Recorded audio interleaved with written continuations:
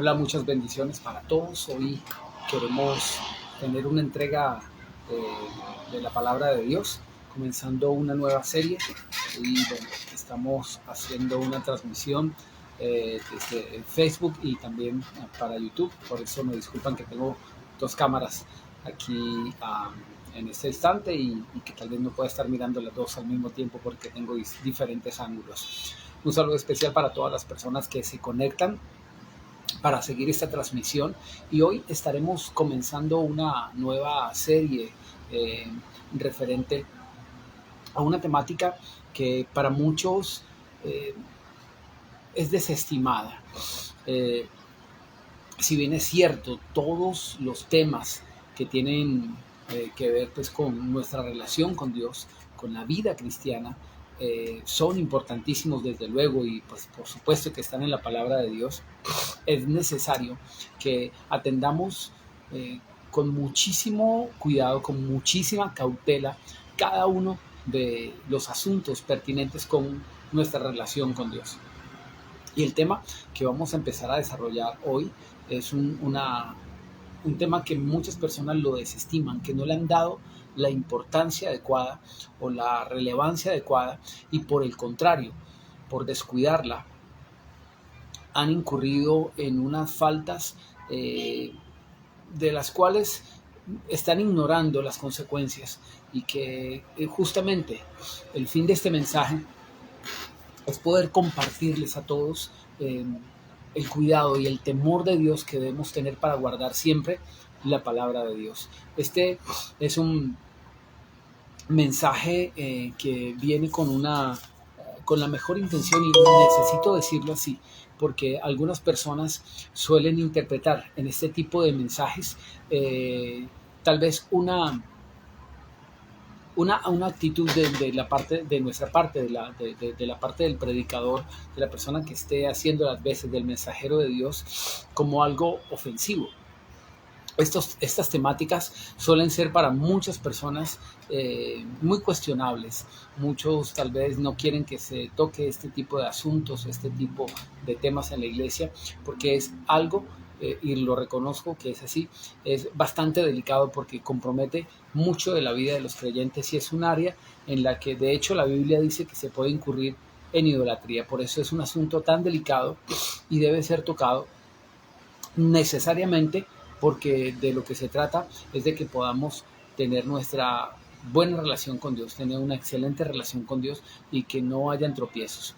Si es el caso de las personas que se sienten aludidas o tal vez ofendidas con lo que pudiera yo decir, créanme que yo lo digo desde el más sincero amor de la verdad de Dios. No tengo una intención de ofender o de llegar con dureza, con rudeza o con amenaza a la fe de las personas. Es por el contrario, como dice la palabra de Dios, el amor de la verdad para ser salvos nos es predicado como una forma en la que la palabra es una expresión de amor de parte de Dios, y lo hago solamente con la intención de velar por el bienestar y la bendición de todas las personas. Hay un ejemplo que me viene a la mente en este momento para que entendamos un poco, como la introducción hacia este mensaje, de cómo nosotros debemos abordar este tema. Mi labor como predicador es anunciar la palabra de Dios, es anunciar las verdades bíblicas y decirle a las personas el cuidado que todos debemos tener en guardar la palabra de Dios. Hay un pasaje que viene a mi mente que se encuentra en el libro de Ezequiel,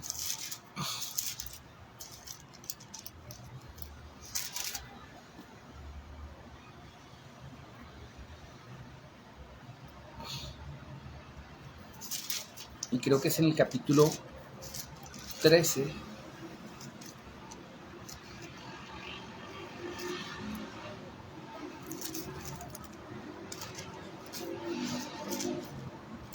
y bueno, no es justamente ese pasaje, pero en el capítulo 3 encuentro algo que nos lleva a poder dimensionar un poco ¿Cuál es la labor del ministro de Dios? De anunciar las verdades de Dios. En el capítulo 3 de Ezequiel nos dice en el versículo 17, dice: hijo de hombre, yo te he puesto por atalaya a la casa de Israel. Oirás pues mi palabra y los amonestarás de mi parte. Cuando yo diga al impío, de cierto morirás, si tú no lo amonestas ni le hablas, para que el impío sea advertido de su mal camino, a fin de que viva, el impío morirá por su maldad, pero la sangre de él te la demandaré a ti. Verso 19. Pero si tú le amonestas al impío, y él no se convierte de su impiedad y de su mal camino, él morirá por su maldad, pero tú habrás librado tu propia vida.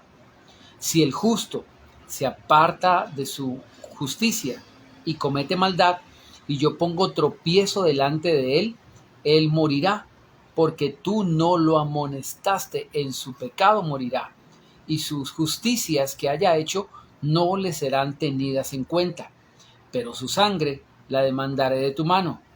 Pero si amonestas al justo para que no peque y no peca, de cierto vivirá, porque fue amonestado, y tú habrás librado tu vida. El contexto de la palabra de Dios en este tema es algo que tal vez para muchos en la temática que vamos a hablar, y ya en un momento antes de comenzar la predicación, y abordaremos un poco un tiempo de oración. Es una temática que muchos desestiman, que la toman muy a la ligera, pero créanme que todo aspecto de la Biblia que nosotros no consideremos supuestamente importante, realmente lo es, y absolutamente todos los actos, bien sean buenos o malos, tienen consecuencias. Y este pasaje de Ezequiel capítulo 3 que acabo de leer habla de la responsabilidad del ministro de Dios de advertirle a las personas sobre el camino que están llevando. Si un padre de familia, así lo pongo de ejemplo, si un padre de familia ve que su hijo está tomando un camino que va rumbo un mal camino y va rumbo al desastre o algo catastrófico, por amor el padre de familia lo que haría es advertirle, enseñarle, instruirle, corregirle y exhortarle para guardarlo y para protegerlo de las consecuencias, de las malas consecuencias que puede traer el seguir ese camino. Cuando Dios dice en Ezequiel, en el capítulo 3, en el versículo 17, te he puesto como atalaya, esta palabra atalaya es como un veedor, una persona que está en una posición para anunciar al pueblo que viene alguna situación particular de la cual no se ha percibido el pueblo. Anteriormente las ciudades eran amuralladas, eran protegidas, y había una torre alta en la cual había un vigilante, un atalaya, que era la persona encargada de estar en una posición alta mirando lo que podía ocurrir alrededor y anunciar a través de un sonido de cuerno, de carnero, de una trompeta, y dependiendo del toque de trompeta que diera, que venía una amenaza para la ciudad. Y si venía una amenaza, él tocaba la trompeta con un sonido particular para que todos los habitantes de la ciudad se resguardaran, cerraran las puertas de la ciudad, se protegieran y se alistaran para la batalla, si fuese el caso, pues para poder defenderse. El atalaya entonces es el escogido de Dios en una posición con cierta prerrogativa, es decir, unos dones excepcionales o especiales que Dios le da al ministro para que pueda tener una vista clara referente a las cosas que pueden suceder. Y el Señor dice: cuando yo le diga al hombre malo que va a morir por su pecado y por su maldad, él morirá por su pecado, pero si usted no le advierte de su mal camino, yo voy a demandar esa sangre de su mano. Es decir, usted como ministro de Dios también será responsable de la perdición de una persona si usted no les advierte. es una obra de amor. La advertencia en la palabra es una obra de amor y yo necesito hacer énfasis en esto porque es muy importante que lo entiendan. La Biblia dice, respecto a la Biblia, al mensaje de Dios, dice que es el amor de Dios para salvación. El amor de Dios, la verdad es el amor de Dios para salvación. Tenemos que entender que la palabra de Dios es buena, que Dios tiene lo mejor para nosotros, que quiere lo mejor para nosotros y cómo no, Él murió en la cruz por nosotros. ¿Cómo entender que Él tiene un mal propósito?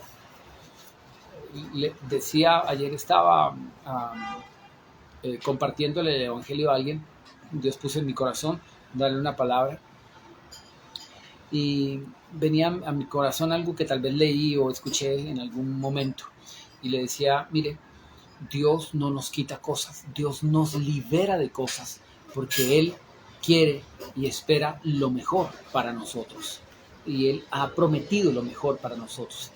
Cuando Dios nos está quitando algo, no nos está quitando algo, nos está liberando de algo y nos está conductando el corazón.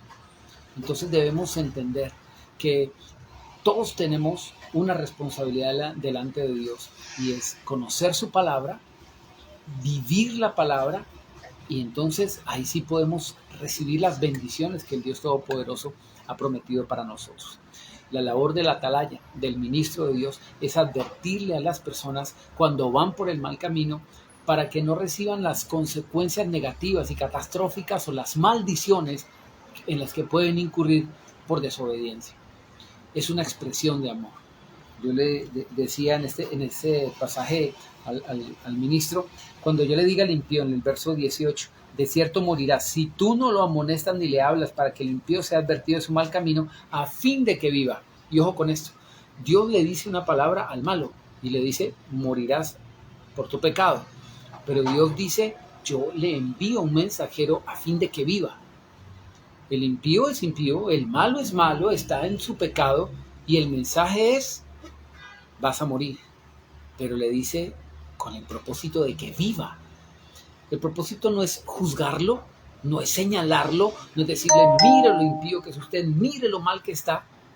Dios le dice al hombre que está mal, es para que empiece a estar bien. Mire cómo dice el versículo, advertirle de su mal camino a fin de que viva, a fin de que viva. ¿Se da cuenta? Ningún mensaje es amenazante. Cuando Dios le dice al impío que ha de morir, no es para amenazarlo. El propósito es que viva. El propósito es advertirle, es cuidarle de que el camino que está siguiendo es equivocado y por el amor de Dios está mostrando el camino correcto. Pero hay algo allí. Dice, Él morirá por su maldad, pero su sangre te la demandaré a ti. ¿Por qué? ¿Por qué? Versículo 19, pero si tú amonestas al impío y él no se convierte de su impiedad y de su mal camino, él morirá por su maldad, pero tú habrás librado tu vida. El ministro de Dios puede comprometer su propia salvación por no avisarle al pueblo el mensaje de Dios. Él dice, tú serás responsable si no hablas. Este es un tema del que, créanme, se lo digo, le abro mi corazón, un tema que muy poco quiero tocar, que en algún momento, le soy franco, le dije al Señor, no quiero tener que ver con este asunto ni hablarle a las personas sobre esto porque la gente es muy delicada en este respecto. Y Dios me dio este pasaje. Es mi responsabilidad. Yo no puedo guardar las palabras de Dios, sino que tengo la responsabilidad de manifestarlas. Ahora bien, el mensaje o la serie de mensajes que hemos de estar abordando le he denominado Dios nos quiere bendecidos. Dios nos quiere y nos quiere bendecidos, Dios nos quiere y nos quiere bendecidos. El amor de Dios se expresó por nosotros manifestando la obra en la cruz. ¿Cómo dudar de eso? Y dice la Biblia que Él no negó a su propio Hijo, sino que lo entregó por nosotros y cómo nos dará juntamente con Él todas las cosas. Dios nos ama y nos ama bendecidos. Dios nos quiere y nos quiere bendecidos. El tema está relacionado justamente con la desobediencia que el pueblo de Dios tiene de manera deportiva, utilizo este término, así como la gente no le presta mucha atención a este tema y muchas maldiciones, créanme, muchas maldiciones del pueblo de Dios y que no pueden experimentar las bendiciones de Dios tiene que ver justamente con deshonrar a Dios de la manera como Dios ha estipulado en su palabra que lo honre. Acompáñenme por favor al libro de Malaquías en el capítulo 1, es el último libro del Antiguo Testamento. Y en el capítulo 1, en el versículo 6,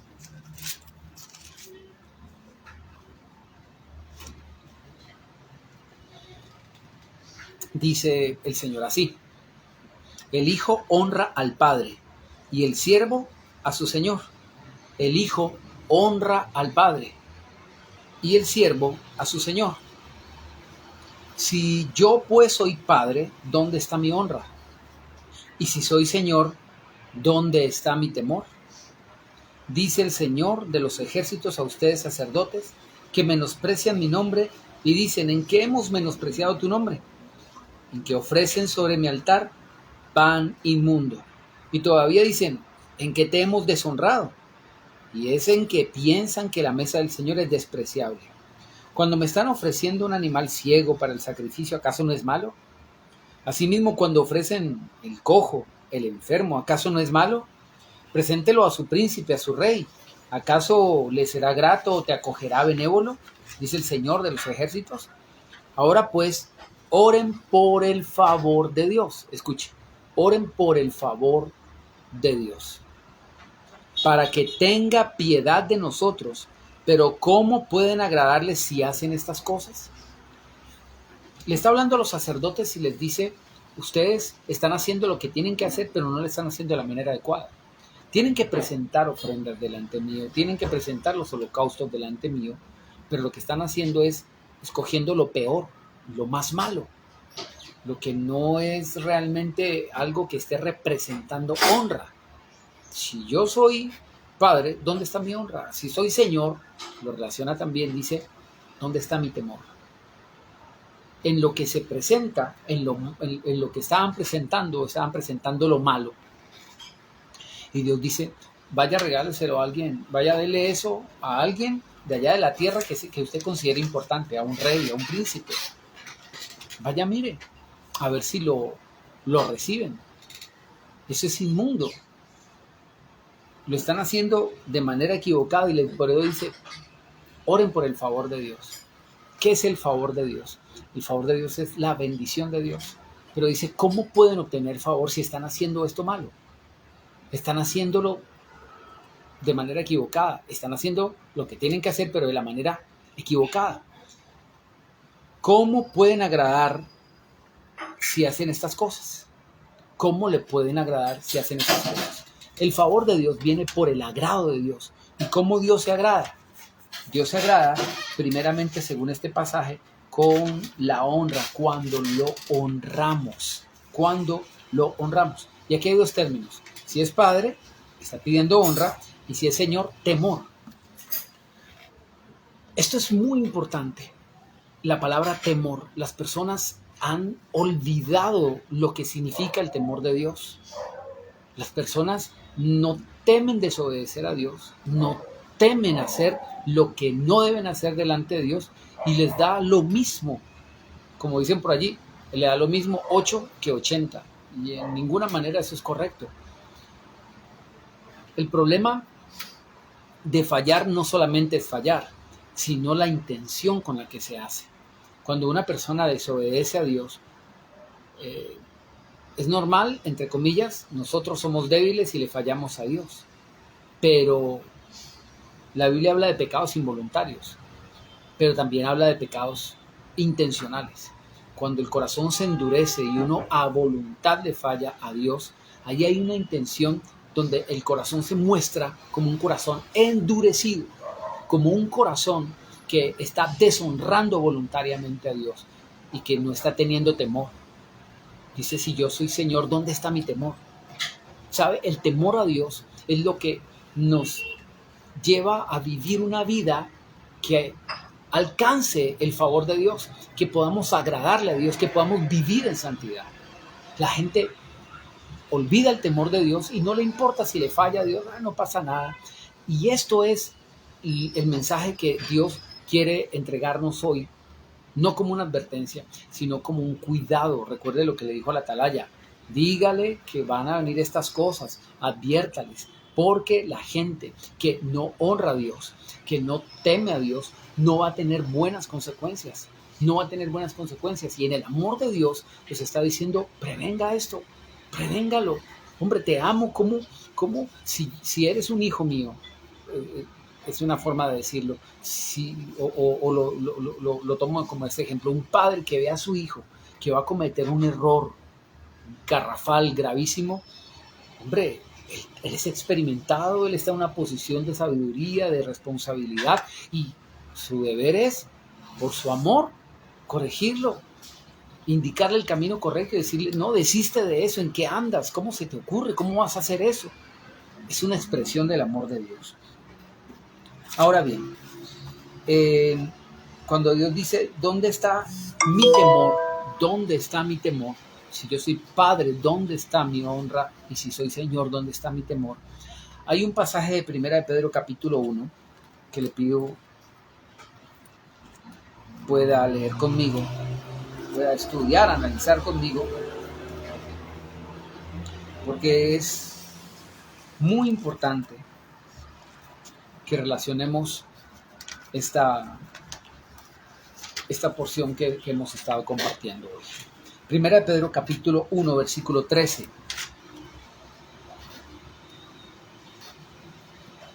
1 de Pedro capítulo 1 versículo 13 dice: por tanto, ciñan los lomos de su entendimiento.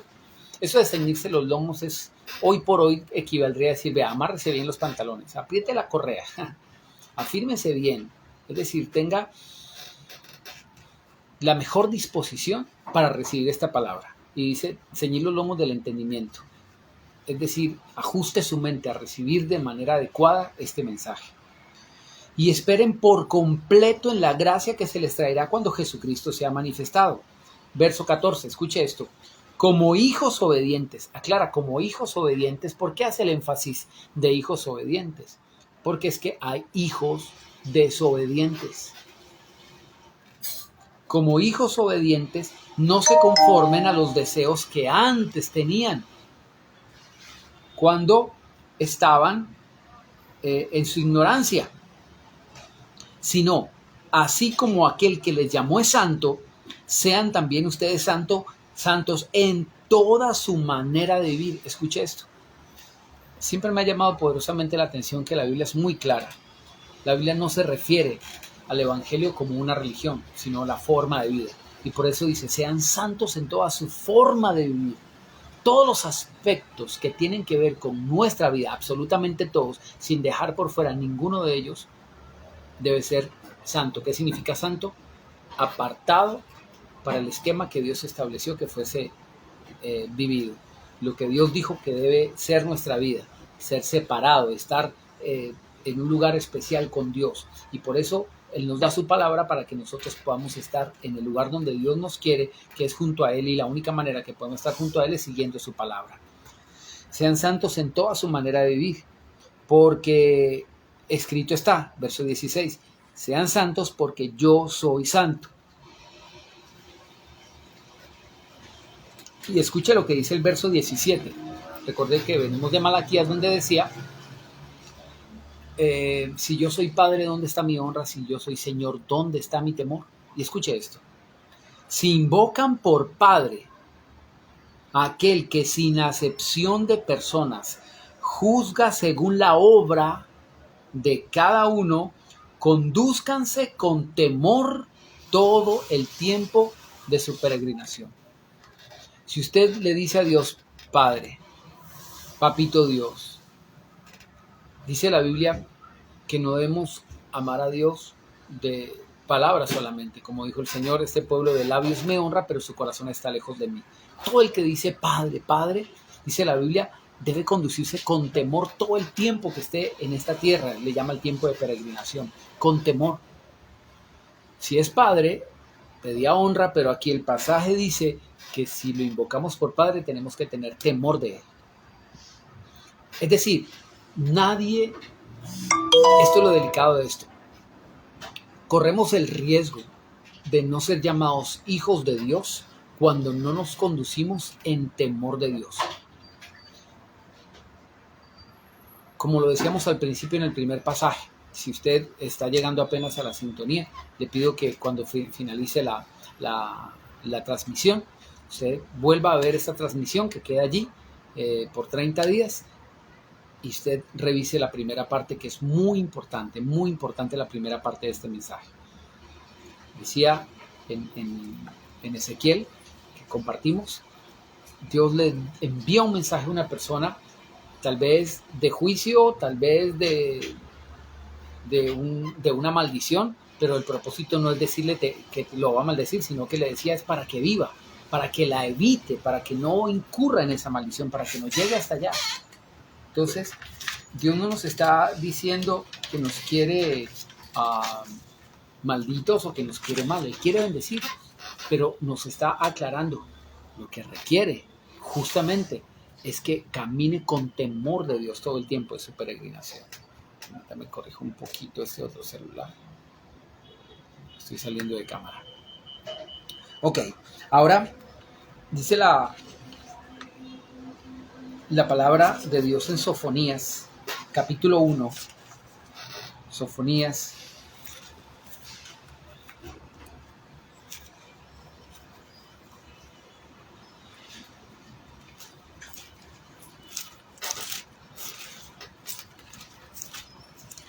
Está entre Habacuc y Ageo, de los pequeños profetas o los profetas menores que llaman. No porque haya unos más grandes que otros, sino por el contenido de los textos que escribieron. Unos profetas escribieron más texto que otros y por eso se llaman profetas mayores, como Isaías, Jeremías, Ezequiel. Y los profetas menores son libros más pequeños, por eso se llaman menores. En Sofonías, en el capítulo 1, desde el versículo 1, leemos lo siguiente. Palabra del Señor que dirigió a Sofonías, hijo de Cusi, hijo de Gedalías, hijo de Amarías, hijo de Ezequías, en días de Josías, hijo de Amón, rey de Judá. Destruiré por completo todas las cosas de sobre la faz de la tierra, dice el Señor. Destruiré por completo todas las cosas de sobre la faz de la tierra, dice el Señor. Wow, uno dice, ¿qué mensaje es este? Bueno, este es un mensaje que no es solamente para tiempo antiguo. Es un mensaje que uno puede decir actual porque sabemos las cosas que dice la Escritura que han de suceder al final de los tiempos en este planeta Tierra.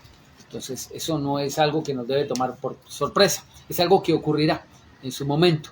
Nosotros podemos estar acercándonos tal vez de manera apresurada con todo lo que estamos viendo en el planeta hoy, y si lo comparamos con el panorama profético que determina la Biblia, podemos decir que la venida de Cristo está a las puertas.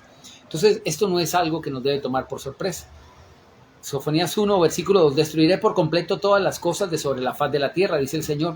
Destruiré hombres y bestias. Destruiré las aves del cielo, los peces del mar. Perdón. Haré perecer a los malvados y extirparé a los hombres de sobre la faz de la tierra, dice el Señor. Ojo con esto. Está en consonancia con lo que decía Ezequiel. Si le digo al impío que morirá, es para que viva, no porque le está diciendo te decreto esta maldad y no tiene salida, no. Cuando Dios dice eso, por ejemplo, aquí dice haré perecer a los malvados. Pues si uno está en ese rango y le dicen eso, uno lo que dice es que dejo de ser malvado, me arrepiento. El mensaje es, al impío de cierto morirás. Dios decía en Ezequiel, es para que viva, para que se arrepienta. Es decir, para que eluda la maldición, para que no reciba la maldición. ¿Ok? Versículo 4. Extenderé mi mano contra Judá, contra todos los habitantes de Jerusalén, exterminaré de ese lugar los restos de Baal, que era un dios pagano, y el nombre de los ministros idólatras junto con sus sacerdotes. Escuche, Dios está diciendo, aquí hay una responsabilidad compartida. Los impíos son impíos porque hay ministros que se han corrompido y los han desviado, y también sobre ellos viene el castigo. Verso 5. Exterminaré a los que a los que sobre los terrados se postran ante el ejército del cielo, y los que se postran jurando por el Señor y jurando por Milcón. Dios está diciendo, mire, yo estoy viendo el sincretismo religioso en el que ustedes están caminando. Me adoran a mí, pero al mismo tiempo van a los lugares altos a adorar las estrellas, a adorar a ídolos paganos, a dioses paganos, ídolos como por ejemplo Milcón. Dice, juran por el Señor, pero también por Milcón. Honran supuestamente el nombre de Dios de labios, pero idolatran en su corazón otras cosas. La idolatría es desplazar del lugar que le corresponde a Dios en el corazón al Señor. Desplazarlo por cualquier cosa, por cualquier persona, por cualquier situación. Idolatría no solamente es adoración de imágenes. Usted puede colocar, la Biblia dice que la avaricia es idolatría en Colosenses. Entonces todo lo que ponga usted en su corazón ocupando el lugar de Dios es idolatría. Y alguien dirá, yo jamás, ¿cómo le voy a quitar el lugar de Dios? Escuche, es que el lugar de Dios no es decirle, Señor, quítate que yo no te quiero en mi corazón. El lugar de Dios significa cuando usted no obedece lo que Dios dice en su palabra que debe hacer. Usted está desplazando a Dios. Si Dios dice que tenemos que perdonar y usted se rehúsa a hacerlo, el lugar de Dios es la palabra de Dios que le dice perdona. Porque la palabra de Dios dice que si no perdonamos a los hombres sus ofensas, también Dios no nos perdonará a nosotros. Eso es desplazar a Dios del corazón, hacer que la palabra de Dios no opere en mi vida para hacer cualquier otra palabra de desobediencia.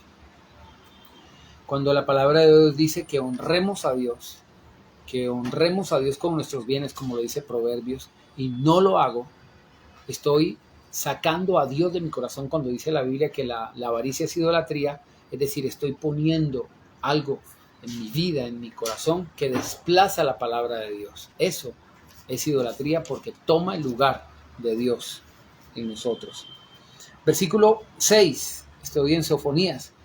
A los que se apartan del Señor, a los que no buscaron al Señor ni lo consultaron. ¡Wow! Aquí está hablando de una destrucción de los impíos, pero también de los sacerdotes, y aclara quiénes más van a ser quebrantados. Dice, a los que se apartan del Señor. La gente piensa que los que se apartan de Dios son los que no volvieron a la iglesia y andan de rumba en rumba, andan de pecado en pecado en el mundo. Mire, hay gente que está apartada de Dios y va a la iglesia. Apartarse de Dios es desplazar la palabra de Dios de nuestro corazón. Una persona se aparta de Dios porque va a la iglesia y no estudia la palabra, no ora. Por eso aquí lo dice, a los que se apartan de Dios, a los que no buscaron al Señor ni lo consultaron. ¿Cómo consulta usted a Dios? A través de la palabra, congregándose, estudiando la palabra, dejando de honrar a Dios. Cuando la gente no honra a Dios en sus diezmos, sus ofrendas, está desobedeciendo y está apartado. ¿Apartado qué significa? Salirse de aquí, no de un recinto que le llaman iglesia. Eso es equivocado. La iglesia no es un lugar, no es un recinto. Es apartarse de aquí, de la palabra de Dios. Versículo 7. Calla en la presencia del Señor, porque el día del Señor está cercano, porque el Señor se ha preparado un sacrificio y ha consagrado a todos sus convidados. Versículo 8. En el día del sacrificio del Señor castigaré a los príncipes y a los reyes, y a todos los que se visten como extranjeros. ¡Qué tremendo! Castigaré a todos los príncipes, los hijos de los reyes, y a los que se visten como extranjeros.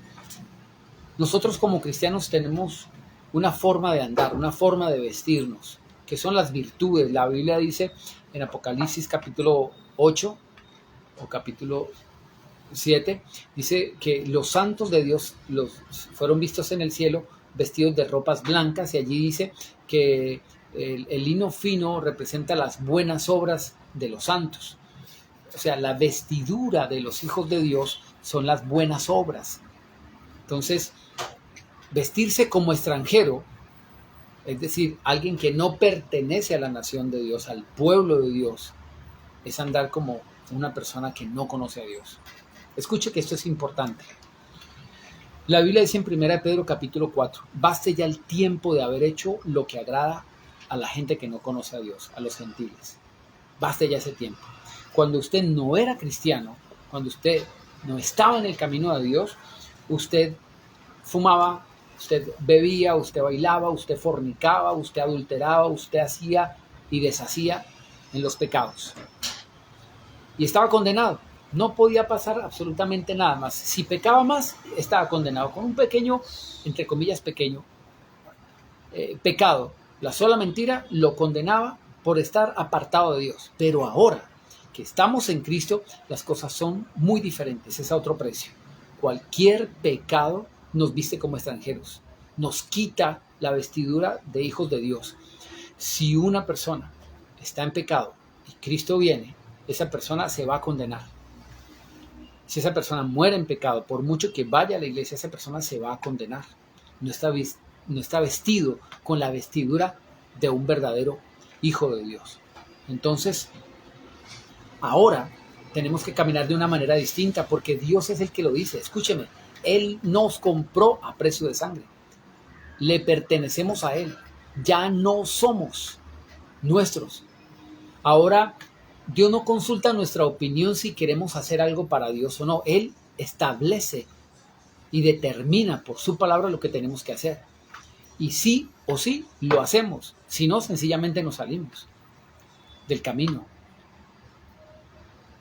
Por eso dice la palabra que el camino es angosto, que la puerta es estrecha, la puerta de salvación, y que son pocos los que caminan por allí. Entonces, antes que no éramos cristianos, podíamos hacer lo que bien nos viniera en nuestra voluntad. Pero ahora, sí o sí, queremos ser salvos. Entonces tenemos que mantenernos en lo que Dios dice y temer a Dios sin pasar por alto ninguno de sus principios y de sus palabras, sino todo lo que Él ha determinado. Versículo 9. Asimismo castigaré en aquel día a todos los que saltan la puerta, a los que llenan las casas de sus señores de robo y de engaño. Escucha ese término. Venimos hablando del temor de Dios, pero aquí dice de algunos que saltan la puerta y a los que llenan las casas de sus señores de robo y de engaño. Saltar la puerta significa pasarse por el lado equivocado. Si hay una pared, significa que no hay acceso a lo que está del otro lado. Las puertas son justamente lo que nos permite el acceso a lo que está del otro lado. Saltar la puerta es buscar un acceso de manera equivocada, de manera incorrecta a lo que se quiere llegar. La gente quiere llegar a la bendición y quiere llegar a la prosperidad. La gente quiere eso, pero están saltando la puerta. ¿Qué es lo que Dios estableció para que eso se dé? La gente no lo quiere. Lo que Dios estableció, la puerta que Dios estableció, la gente no la quiere admitir. ¿Por qué? Porque el principio bíblico es que dando es como se recibe. El principio bíblico es que sembrando es como se cosecha. El principio bíblico es que Dios va a multiplicar lo que se siembra. Dios multiplica lo que se siembra, no lo que no se siembra. ¿Por qué la gente no se le puede multiplicar? Porque no siembra. Pero hay gente que va a entrar en juicio. Y recuerde, por favor, los que entraron tarde, le pido al final de la transmisión, ya nos quedan unos cuantos minuticos, por favor repita el mensaje. Y mientras pueda, antes de que se borre, repita el mensaje. Porque esta es una palabra que Dios nos ha dado para que con toda contundencia nosotros afirmemos nuestros pasos, porque debo decirlo así, y es la advertencia. Dios dice que habrá una maldición. El Señor dice en Malaquías, malditos con toda maldición serán por robarle a Dios, por robarle a Dios. Y si tenemos temor de Dios, uno por lo menos tiene que decir, uy, ¿cómo así? Pero la gente que no le importe, Dios mío, ¿qué está? ¿A dónde quedó el temor de Dios? ¿A dónde quedó el temor de Dios? Que a mí no me importe robarle a Dios, Dios santo. O sea, ¿dónde está el temor de Dios? No podemos saltar la puerta. El Señor estableció la puerta.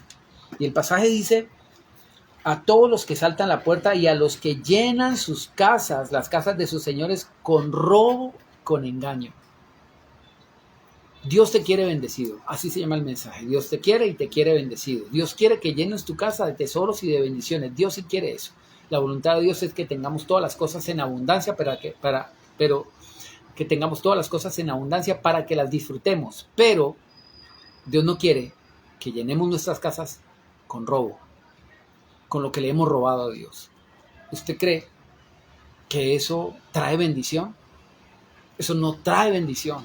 Entienda, yo le pido a Dios que le dé sabiduría y entendimiento para que podamos tener temor de Dios y que podamos entender que esta es no una advertencia, sino un llamado de amor y a la sabiduría, para que volvamos al temor y estemos nosotros diciendo, Dios mío, ¿qué es lo que me está pasando? Yo cómo he osado en hacer deshonra a Dios. Versículo 10, así dice el Señor, habrá en aquel día voz de clamor desde la puerta del pescado, aullido desde la segunda puerta y gran quebrantamiento desde los collados. Cuando habla de la puerta del pescado, se refiere a las puertas que están en la ciudad, bueno, en la ciudad antigua, en Jerusalén. Cuando tú vas a Jerusalén o cuando tú ves la ciudad antigua, está rodeado de una muralla y tiene diferentes puertas y cada puerta tiene su nombre. Allí lo que está diciendo es que en Jerusalén, en la ciudad santa, en la ciudad amada, en la ciudad escogida, en la ciudad bendita de Dios, habrá llanto y clamor. Es decir, aquí no importa que usted diga, no, yo soy hijo de Dios, yo soy el preferido, Dios no me odia, Dios no me va a hacer mal. Conmigo no, yo sé que Dios me ama tanto que las maldiciones no vienen a mí. Es justamente lo que Dios dice, mire, para que sea un bendecido y un hijo de Dios, haga lo que debe hacer para prevenir las maldiciones, porque aquí la ciudad santa es la que está recibiendo esos males. Aullido, dice allí, aullido. ¿Usted sabe lo que es un aullido? Dice, voz de clamor y gran quebrantamiento desde los collados. Esto debería producirnos temor. Uno debería tener miedo literalmente por robarle a Dios. Debería tener miedo porque decir, mire, lo que viene literalmente es tanto sufrimiento hasta una voz de aullido. Usted sabe lo que significa eso. Aullad, habitantes de Magdés, porque todo el pueblo mercader ha sido destruido. Dios va a acabar con los negocios, con las empresas y con todo lo que la gente produzca si no honra a Dios. Extirpados han sido todos los que trafican con dinero. Acontecerá en aquel tiempo que yo escudriñaré a Jerusalén con linterna y castigaré a los hombres que reposan tranquilos como el vino asentado, los cuales dicen en su corazón, el Señor ni hará bien ni hará mal. Yo he visto que no pasa nada, tranquilo, no pasa nada, fresco, no pasa nada. Mi hermano, amigo que me escuche, amiga que me escuche, Dios dice, va a llegar el momento, y como dice la palabra de Dios, vamos a ver si tenemos tiempo de llegar a ese pasaje. No se engañen, Dios no puede ser burlado. Todo lo que el hombre siembra, eso también cosechará. Y luego veremos en qué contexto está ese versículo. La gente habla de la siembra y la cosecha y extraemos ese versículo solamente para hablar de algunos temas. Y está bien, la palabra de Dios es muy profunda y es muy diversa y podemos tomar ese versículo para hablar de muchos temas. Pero ¿cuál es el contexto propio donde está escrito ese versículo de no se engañen, Dios no puede ser burlado, todo lo que el hombre siembra, ese también cosechará? ¿Cuál es el contexto? ¿Sabe usted que es un contexto de finanzas? Léalo, está en Gálatas capítulo 6. Si nos queda tiempo hoy, vamos a ir hacia allá. Pero dice, Dios va a mirar con linterna. ¿Sabe qué significa buscar con linterna? Con una atención especial de cuidado. La policía enseñan a tomar la linterna frente a la cara, primero para tapar con la luz el rostro en caso de que alguien quiera hacerle daño, y lo segundo, donde va moviendo la cara, va moviendo la linterna. Eso habla de escudriñar con mucha atención y con mucho cuidado, de no perder detalle. Si usted lleva la linterna por un lado y la cabeza por otro, puede perder en fracción de segundos cualquier detalle, que pasó algo, que pasó por el haz de luz y usted no lo vio porque no tenía la cara allí, pero si usted está fijo y con la atención allí, sabe que no se le va a escapar nada. Y Dios dice, en pocas palabras, no se me va a escapar absolutamente nada. Escudriñaré al pueblo de Dios, Jerusalén, con linterna y castigaré. Y castigaré. Dios es Dios, por eso dice la Biblia, horrenda cosa es caer en las manos de un Dios vivo. Castigaré a los hombres que reposan tranquilos como el vino asentado. Uno tiene que estar tranquilo, uno tiene que estar reposado, pero en la paz de Dios. Pero hay gente que está tranquila robando a Dios, hay gente que está tranquila haciendo deshonesta con Dios. Y dice, los cuales dicen en su corazón, el Señor ni hará bien ni hará mal.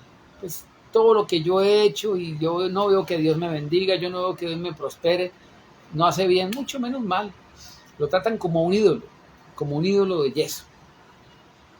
Por tanto, versículo 13, serán saqueados sus bienes. Por tanto, por esto, serán saqueados sus bienes y sus casas asoladas. Edificarán casas, mas no las habitarán. Plantarán viñas, mas no beberán de su vino. Cercano está el día grande del Señor, cercano está, muy próximo. Amargo será el clamor del día del Señor. Hasta el valiente allí gritará. Día de ira, aquel día. Día de angustia y de aprieto, día de alboroto y de asolamiento, día de tiniebla y de oscuridad, día de nublado y de entenebrecimiento. Este es el peor juicio de todos, créanme. Hay gente que piensa que perder las riquezas, las casas y todo lo que hicieron, como decía la Biblia, llenan sus casas con lo robado. Mire, las pérdidas materiales no son el peor castigo. El peor castigo es este. Día de tiniebla y oscuridad, de nublado y de entenebrecimiento. Uno de los peores juicios que puede recibir una persona que no teme a Dios, que no obedece a Dios, que no honra a Dios, es que cuando usted endurece su corazón a una parte de la palabra, un poco de levadura fermentará toda la masa. Se irá endureciendo, endureciendo, endureciendo e irá cerrando de manera automática el oído a la palabra de Dios, porque el corazón se va endureciendo. Se empieza a endurecer una parte, pero se terminará endureciendo todo. Un poco de levadura fermenta toda la masa. Por eso la Biblia dice, de la levadura del pecado tenemos que quitarnos, porque un pequeño pecado va a leudar toda la masa. Cuando una persona se empieza a endurecer, empieza ya a no querer escuchar la palabra. La palabra les molesta, les fastidia y se endurece. No quiero que me hablen de esto. Quita el mensaje, se va y dice, ya no, voy a dejar de seguir a esta persona, a este pastor. Ahí me ahorro una platica, dicen algunos. Como si se tratara de pedirle dinero a la gente. Se trata de que tú entiendas los principios establecidos por Dios para bendecirte a ti. Y evidentemente es para honrar la obra de Dios, para que siga, permanezca y se extienda. Pero cuando una persona no honra a Dios y se endurece, ¿sabe cuál es el peor castigo? Se le va a nublar la mente. No va a ver el mensaje de Dios, ya no va a tener la verdad, va a ser privado. Aquí más adelante dice, serán cortados. Ese es el peor castigo. Serán cortados de la verdad cuando se rebeldizan, cuando se vuelven soberbios, prepotentes, orgullosos, soberbios, endurece su corazón. Dios les quita la verdad, se la quita. Ese es el oscurecimiento, las tinieblas. La plaga de Egipto, que era oscuridad. Y la Biblia dice que cuando Cristo venga, vendrá de noche. Eso significa, habrá tinieblas. Cuando venga el Hijo del Hombre, hallará fe en la tierra, dijo el Señor Jesucristo. Oscuridad. En Efesios capítulo 5 dice que nosotros somos hijos de luz y que debemos andar como hijos de luz. En Romanos capítulo 13 dice, la noche está avanzada ya y se acerca el día. Vistámonos las armas de la luz. Porque, mire, esto muy pocos lo entienden. Pero dice la Biblia en 2 de Tesalonicenses capítulo 2 que antes de que se manifieste el anticristo, hay un mover demoníaco en el planeta entero para traer oscuridad, para que la gente no crea el mensaje de la verdad y se aparten de la verdad, se endurezcan, para que se vuelvan duros y ya no reciban. Dice la Biblia que algunos apartarán de la verdad el oído y se volverán a las fábulas, a cuentos, a charlitas bonitas. Eso es lo que hoy está lleno en las iglesias de hoy, de fábulas. Bueno, ya nos quedan unos pocos minutos. Vamos a terminar con el pasaje de Sofonías hoy y la siguiente entrega, el siguiente miércoles o jueves, estaremos compartiendo. Estén atentos ahí a la predicación, normalmente los miércoles a las 7:30 de la noche, hora de Colombia. Ayer no pude conectarme por una afectación física, pero bueno, ya estamos mucho mejor, gracias a Dios, y por eso tuvimos la celebración el día de hoy. En la próxima enseñanza, en la próxima entrega, continuaremos con unos pasajes de Isaías, de Gálatas, el que les dije, y otros pasajes que son muy importantes, pero voy a terminar solamente este pasaje hasta el versículo 18, por el día de hoy, para contextualizarlo. El versículo 16 dice: día de trompeta, de alarido, sobre las ciudades fortificadas y sobre las altas torres. Esto, las ciudades fortificadas y las altas torres, habla de envanecimiento, de orgullo, de prepotencia, de gente que se cree mucho, que son los que más saben, que son los que más han logrado, los que más han llegado, simplemente más lejos han llegado, simplemente la exposición de resultados humanos. Altas torres, ¿sí? Fortificaciones, los que tienen poder, los que tienen capacidad, los que confían mejor en sus propias capacidades, en su intelecto, en sus habilidades, en su elocuencia, etc. Porque somos vacías de barro. Y Dios dice, va a llegar el momento donde va a juzgar esto. La gente que se apoya solamente en su propia prudencia. Llenará, versículo 17, llenaré de tribulación a los hombres, y ellos andarán como ciegos. ¡Wow! Ese es el peor castigo que una persona puede recibir. Que le prediquen la verdad y ni la vea, ni la entienda, ni la conozca y dirá, ay, qué feo ese mensaje, no, allí no me gusta. Mejor voy a irme a una iglesia donde me hablen bonito y superación. Endurecieron su oído. Hay gente que dice, cuando Dios me bendiga, mejor dicho, yo ahí sí voy a ser la persona más generosa del planeta.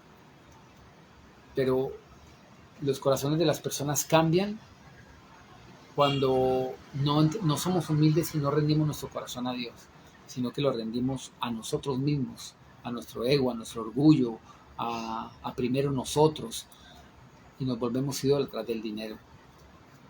El versículo dice, llenaré de tribulación a los hombres, y ellos andarán como ciegos porque pecaron contra el Señor. Su sangre será derramada como polvo, y su carne como estiércol.